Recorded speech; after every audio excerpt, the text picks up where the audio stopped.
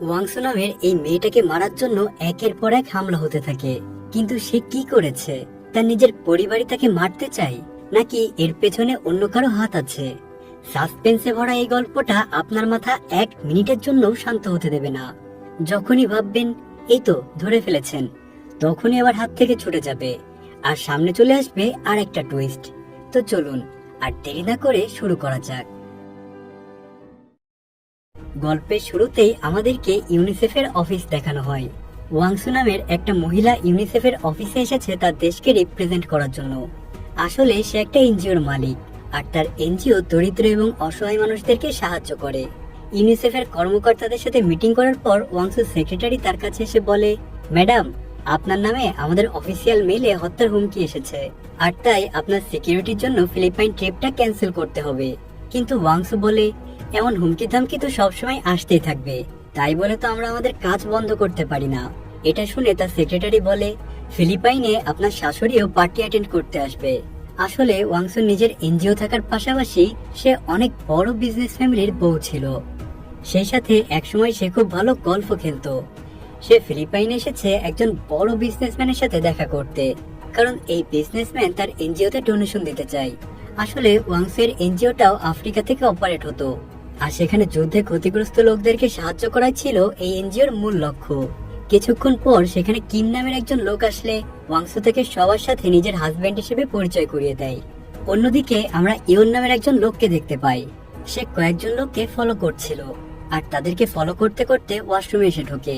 ওই লোকগুলো এখানে একজন পুলিশ অফিসারকে নিয়ে কথা বলছিল, যাকে কিছুদিন আগেই মেরে ফেলা হয়েছে।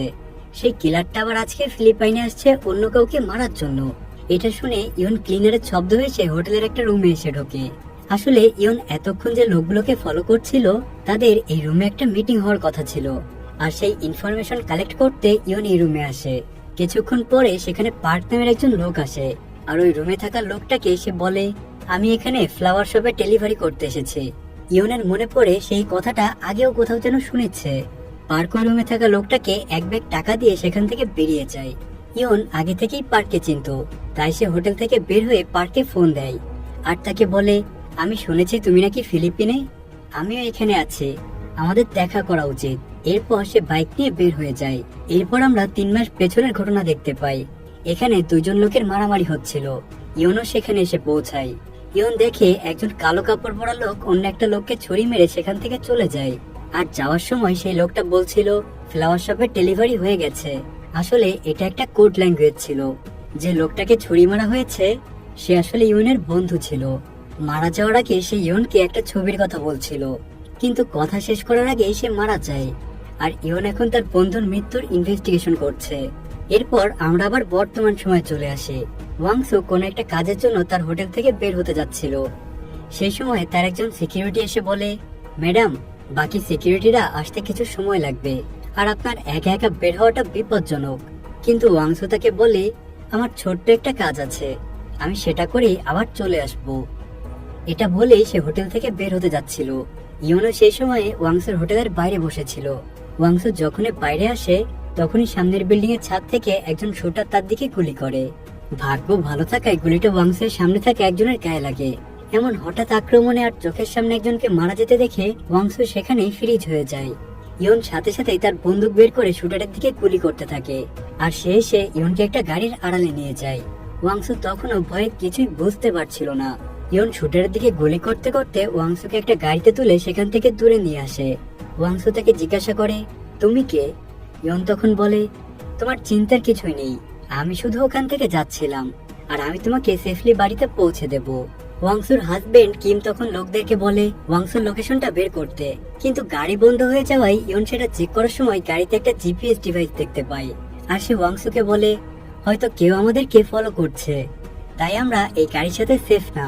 পুলিশের কেউ এই অ্যাটাকের সাথে জড়িত থাকতে পারে, তাই এই মুহূর্তে পুলিশের কাছে যাওয়াটাও নিরাপদ না। তার থেকে তুমি আমার সাথে আমার বাড়িতে চলো।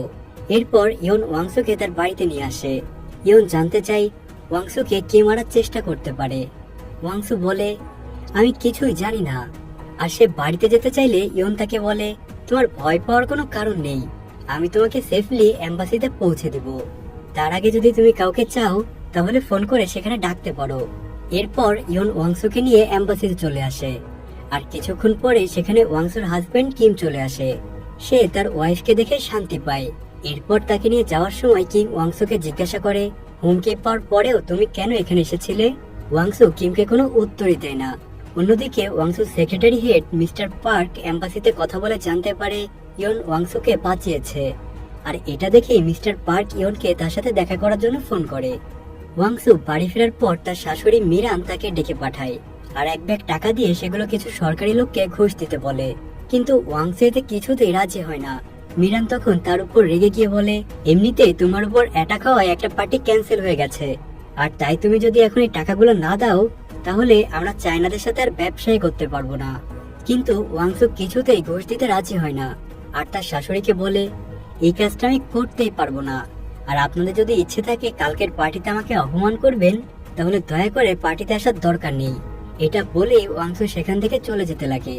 মিরান তখনই রাগে ব্যাগ থেকে কিছু টাকা নিয়ে ওয়াংসুর পায়ের দিকে ছুঁড়ে মারে আর বলে, তুমি যদি এই কাজটা না করো তাহলে আমি তোমার ভাইকে দিয়ে এটা করাবো। ওয়াংসু তখন বলে, আমার কিছুই যায় আসে না আমার ভাই কাকে ঘুষ দিল, তাই আপনার যা ইচ্ছা সেটাই করতে পারেন, কিন্তু কালকের পার্টিতে আসবেন না, এটা আমার পার্টি। এটা বলেই ওয়াংসু বের হয়ে গেলে সেখানে একজন লোক আসে আর মিরান তাকে বলে, ওয়াংসু আমাদের হাত থেকে বের হয়ে যাচ্ছে, কাউকে দিয়ে ওকে মেরে ফেলো। রাতে ইয়ন একা একা বসে কিছু একটা ভাবছিল। তখন দেখা যায় তার পেটে একটা সার্জারির দাগ আছে আর ফ্ল্যাশব্যাকে সে মনে করছিল তার বন্ধু চো তাকে একটা কিডনি দিয়েছিল, আর এই জয়ী হলো সেই পুলিশ যাকে কালো কাপড় পরা লোকটা মেরে ফেলেছিল। ইয়ন একদিন জোকে বলেছিল, যখনই তোমার প্রয়োজন হবে আমি নিজের জীবন দিয়ে হলেও তোমাকে বাঁচাবো। কিন্তু সেদিন ইয়ন তার বন্ধুকে বাঁচাতে পারেনি আর এই আফসোসটাই তাকে তাড়া করে বেড়াচ্ছে। পরদিন ইয়ন একটা রেস্টুরেন্টে আসে মিস্টার পার্কের সাথে দেখা করতে। মিস্টার পার্ক তাকে বলে, তোমার যেহেতু স্কিল আছে আর তুমি মিসেস ওয়াংসুকে বাঁচিয়েছো, তাই তোমার উচিত কোম্পানির ফ্লাওয়ার শপে কাজ করা। ফ্লাওয়ার শপ আসলে মিস্টার পার্কের সিকিউরিটি এজেন্সির নাম, কিন্তু এই নামটা শুনে ইয়নের আবার সেই দিনের কথা মনে পড়ে যায় যেদিন জয়ের হত্যাকারী ফ্লাওয়ার শপের কথা বলেছিল। কিছুক্ষণ চিন্তা করে ইয়ন রাজি হয়ে যায় মিস্টার পার্কের সাথে কাজ করার জন্য। ওয়াংসু তার হাজবেন্ড কিমকে জিজ্ঞাসা করে, তোমার মা কি তোমাকে একটা টাকার ব্যাগ দিয়েছে? কিম বলে, হ্যাঁ, টাকাগুলো চাইনিজ অ্যাম্বাসিডরকে দেওয়ার কথা বলা হয়েছে, কিন্তু এতে সমস্যা কোথায়? ওয়াংসু তখন বলে, এটা আমার পার্টি আর আমি চাই না চীনের এই কোম্পানির সাথে আমাদের সম্পর্ক খারাপ হোক। তখনই তার সেক্রেটারি এসে ওয়াংসুকে জানায় আজকে তার একটা প্রেস কনফারেন্স ছিল আর এটাতে ওয়াংসুর করা হামলার কথা সে সবাইকে জানাবে। কিম তখন ওয়াংসুকে বলে, প্রেস কনফারেন্সে এগুলো জানানোর কি দরকার? এতে হামলাকারীরা আরো ক্ষেপে যেতে পারে আর তোমার উপর আবারও হামলা হতে পারে। কিন্তু ওয়াংসু তার কোনো কথা না শুনে কনফারেন্সে অ্যাটেন্ড করতে চলে যায়। সেখানে সে সাংবাদিকদেরকে জানায়, কিছু মানুষ চায় না আমার কাজ আমি করে যাই, কিন্তু তাদের জেনে রাখা উচিত কোনো হামলায় আমাকে নিজের কাজ থেকে দূরে সরাতে পারবে না। আমি এই পৃথিবীকে একটা সুন্দর জায়গা বানাতে চাই আর তাই আমার কাজ কখনোই থেমে যাবে না, আর তাই আমাকে যতই হুমকি দেওয়া হোক না কেন কোনো লাভই নেই। ওয়াংসুর শাশুড়ি তখন টিভিতে ওয়াংসুর নিউজ দেখছিল। এটা দেখে সে রেগে যায় আর টিভিটাই ভেঙে ফেলে। পাশে থাকা তার সিকিউরিটিকে বলে, ওয়াংসু নিজেকে কি মনে করে? সে যা বলবে যেভাবে বলবে সবসময় সেটাই হবে নাকি? সেই কনফারেন্সে কিরা নামের একটা মেয়ে এসেছিল, তার ছেলেও তার সাথে ছিল। ছেলেটাকে দেখে ওয়াংসুর নিজের ছেলের কথা মনে পড়ে যায়। সেদিন সন্ধ্যায় ওয়াংসু পার্টিতে অ্যাটেন্ড করে। সেখানে সে মিস্টার পার্কের সাথে দেখা করে। পার্ক ওয়াংসুকে ইয়নের সাথে পরিচয় করিয়ে দেয় আর তাকে বলে, আজ থেকে ইয়ন আমাদের সিকিউরিটি টিমেরই অংশ। ইয়ন ওয়াংসুর জীবন বাঁচিয়েছে সেদিন। সে আগে পুলিশ ডিপার্টমেন্টের সিনিয়র ইন্সপেক্টর ছিল। ওয়াংসু যখন পার্টিতে এন্ট্রি করে তার নিজের ছোটবেলার দিনগুলোর কথা মনে পড়ে যায়। আসলে ছোটবেলায় ওয়াংসুরা অনেক গরিব ছিল। ওয়াংসুর ফ্ল্যাশব্যাকে আমরা 1990 সালে ফিরে যাই। ওয়াংসুর মা আগে গলফ প্লেয়ারদের অ্যাসিস্ট করত আর এখানে আমরা জানতে পারি আগে ওয়াংসুর মা তার শাশুড়ি মিরানের জন্য কাজ করত। একদিন যখন মিরান গলফ খেলছিল, ওয়াংসুর মা তার প্রশংসা করতে শুরু করে, কিন্তু এটা শুনে মিরান রাগে তাকে চড় মেরে বসে আর বলে, তুমি আমার শটের প্রশংসা করছো, অথচ এটা একটা ভালো শট ছিল না। ওয়াংসুর মা কিছু বলতে যাবে তার আগে মিরান তাকে আবারও চড় মারে আর বলে, তুমি আমাকে ম্যাডাম কেন বলছো? আমি এই ক্লাবের ভাইস চেয়ারম্যান।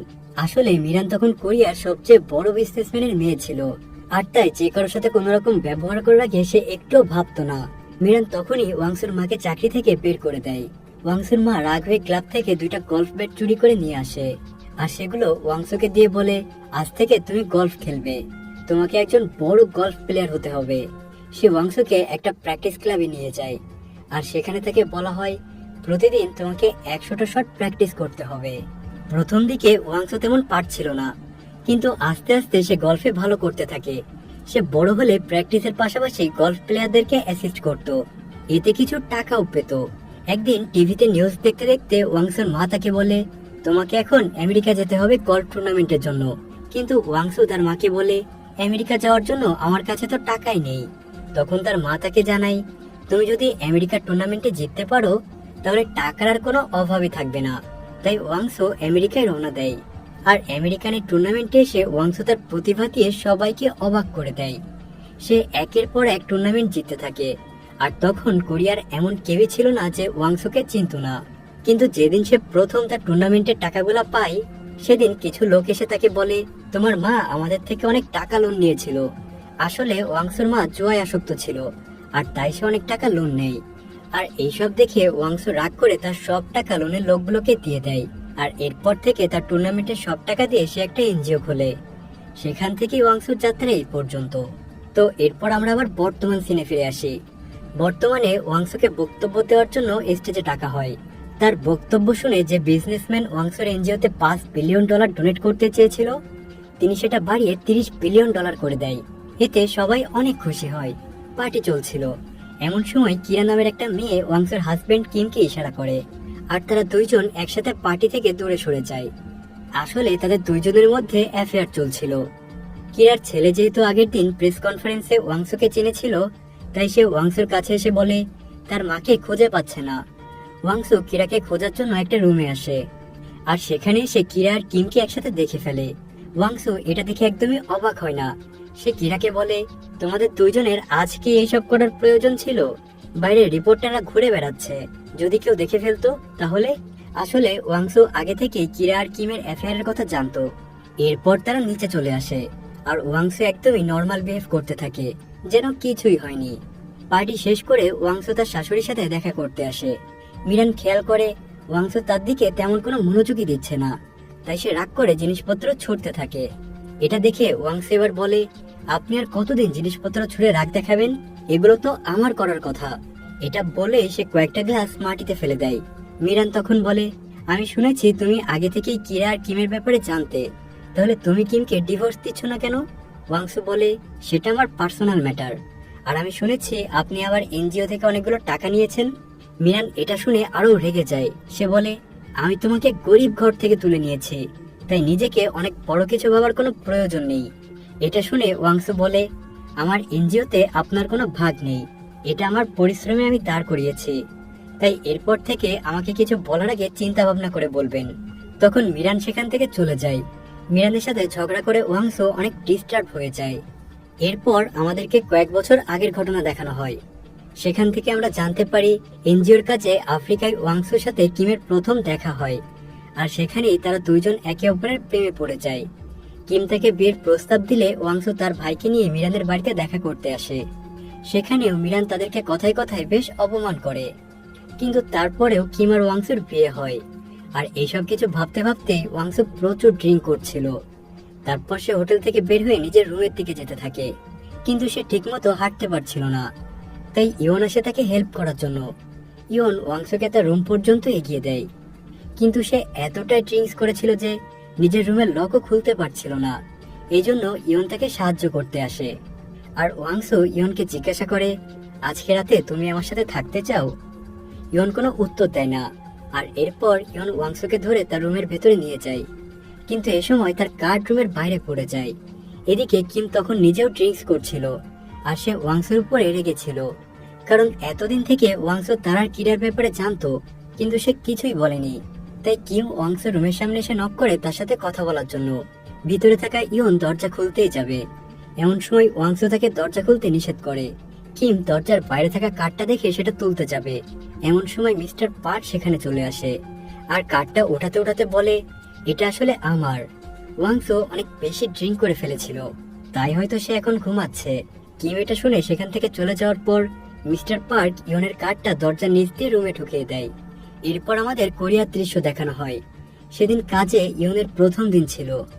মিস্টার পার্ক সেখানে ঘুরে ঘুরে ইয়নকে সবকিছুই দেখাচ্ছিল। সেই সাথে ইয়নকে একটা আলাদা রুম দেওয়া হয়। আর পার্ক তখন ইয়নকে জিজ্ঞাসা করে, তুমি 3 মাস ধরে ফিলিপিনে ছিলে, সেখানে তোমার বন্ধু জোয়ের খুনের ব্যাপারে তুমি কি কিছু জানতে পেরেছো? ইয়ন বলে, না, আমি এখনো কিছুই জানতে পারিনি। সেই সময় ওয়াংসু তার একটা পুরাতন স্মৃতির কথা মনে করছিল, যেখানে শ্বশুর তাকে বলছিল, আমি তোমাকে পুরোপুরি বিশ্বাস করি, তাই তোমার এখনই এই পরিবারকে ছেড়ে যাওয়ার সময় হয়নি। যখন সময় হবে আমি তোমাকে জানাবো। ইয়ন যখন তার নতুন রুম গোছাচ্ছিল তখন তার হাত থেকে একটা ফটো ফ্রেম পড়ে যায়। আর তখন ইয়নের মনে পড়ে যে মারা যাওয়ার আগে তাকে এই ছবিটার ব্যাপারে কিছু একটা বলছিল। তখন সে ওই ফ্রেমের ছবিটা খুলে ফেলে সেখানে একটা মেমোরি কার্ড দেখতে পায়। মেমোরি কার্ডটা চেক করার সময় সেখানে কিছু ফুটেজ ছিল, যেখানে দেখা যাচ্ছে ওয়াংসের শ্বশুর মারা যাওয়ার পর তাকে নিয়ে যাওয়ার ভিডিও ছিল। এটা দেখে ইয়নের মনে হয় হয়তো ওয়াংসের শ্বশুর মারা যাওয়ার পেছনে কারো হাত ছিল, আর তাই সেটার ইনভেস্টিগেশন করার সময় জোকেও মেরে ফেলা হয়েছিল। আসলে কে মেরেছিল ওয়াংসের শ্বশুরকে, আর কারাই বা এখন ওয়াংসুকে মারতে চাই? আর এইসব কিছুই জানবো আমরা এই সিরিজের পরের এক্সপ্লেন ভিডিওতে। আর কে ড্রামার এই সাসপেন্সটা আপনাদের কেমন লেগেছে সেটা অবশ্যই কমেন্ট করে জানাবেন কিন্তু।